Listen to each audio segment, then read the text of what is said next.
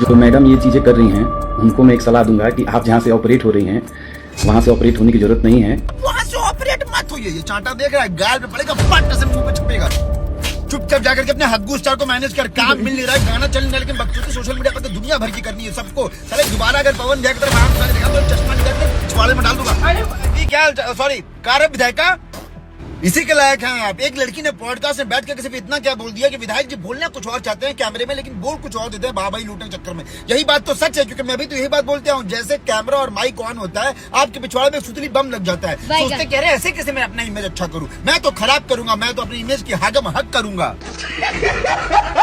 और हकना चालू कर देते। जब देखो तब किसी पॉडकास्ट में, कभी किसी इंटरव्यू में, किसी लड़की के बारे में, किसी भगवान के बारे में कुछ ना कुछ इंसान गंद बकते रहता है। और जब कोई लड़की आकर सच बोल दी तो इसके बाद इसके टीम के लोग धीरे धीरे छोटे छोटे आकर के उठ रहे हैं और उस लड़की के बारे में गंद बक रहे हैं। खुद के पिछवाड़े में दम नहीं है किसी लड़की के बारे में कुछ बोल दे, लेकिन अपनी टीम के लोगों को इकट्ठा कर रहा है। तुम सारे लोगों को बोल रहा हूँ, सालों इतने दिन से एक अकेला लड़का तुम्हारे पूरी टीम के ऊपर से नीचे बजा के रखा है, मार के रखा है, एक बाल नहीं टेढ़ा कर पा रहे हो। ये तो धोती खोल रहा है। अब जब तुम लोग मेरा कुछ नहीं कर पा रहे हो तो वो तो लड़की है। लड़की भगवान का रूप होती है, दुर्गा माँ का रूप। अगर वो अपनी औकात पे तो सारे भाग भाग के सांस लेने की जगह नहीं मिलेगी। ये बड़ी अच्छी बात कही है। और तू चश्मिश क्या बोला रहे कि जहाँ से ऑपरेट हो रही है ना, आप वहाँ से ऑपरेट मत होइए। ये चांटा देख रहा है, गाल पे पड़ेगा, पट से मुंह पे छपेगा।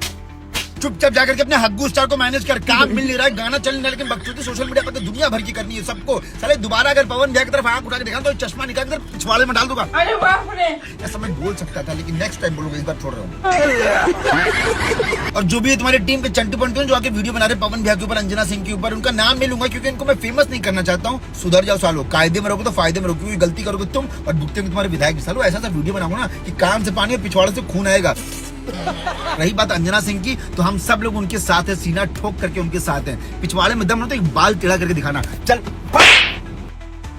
तो देखा आपने, आखिरकार विशाल सिंह ने विधायक जी यानी खेसारी लाल यादव को ऐसा जवाब दिया है जिसकी चर्चा अब पूरे भोजपुरी इंडस्ट्री में हो रही है। दरअसल इस विवाद की शुरुआत उस पॉडकास्ट से हुई थी जहां अंजना सिंह ने खेसारी लाल यादव को लेकर कहा कि वो कई बार कुछ और कहना चाहते हैं लेकिन बोल कुछ और देते हैं। बस यहीं से दोनों के बीच बयानबाजी का दौर शुरू हो गया। लेकिन कहानी में नया मोड़ तब आया जब खेसारी के पूर्व मैनेजर सोनू पांडे ने सोशल मीडिया पर कुछ ऐसे इशारे किए जिन्हें लोग पवन सिंह पर अप्रत्यक्ष निशाना मान रहे हैं। और फिर एंट्री हुई विशाल सिंह की। विशाल सिंह ने ऐसा जवाब दिया कि अब सोशल मीडिया पर उसी की सबसे ज्यादा चर्चा हो रही है। उनके बयान के बाद फैंस भी दो हिस्सों में बंट गए हैं और विवाद फिर से गर्मा गया है। अब इस पूरे मामले पर आपकी क्या राय है? क्या विशाल सिंह का जवाब सही था या फिर विवाद को और बढ़ा दिया गया? अपनी राय कमेंट में जरूर बताइए। अगर ऐसी ही भोजपुरी की बड़ी और सबसे तेज खबरें सबसे पहले देखना चाहते हैं तो वीडियो को लाइक करें और चैनल को फॉलो करें।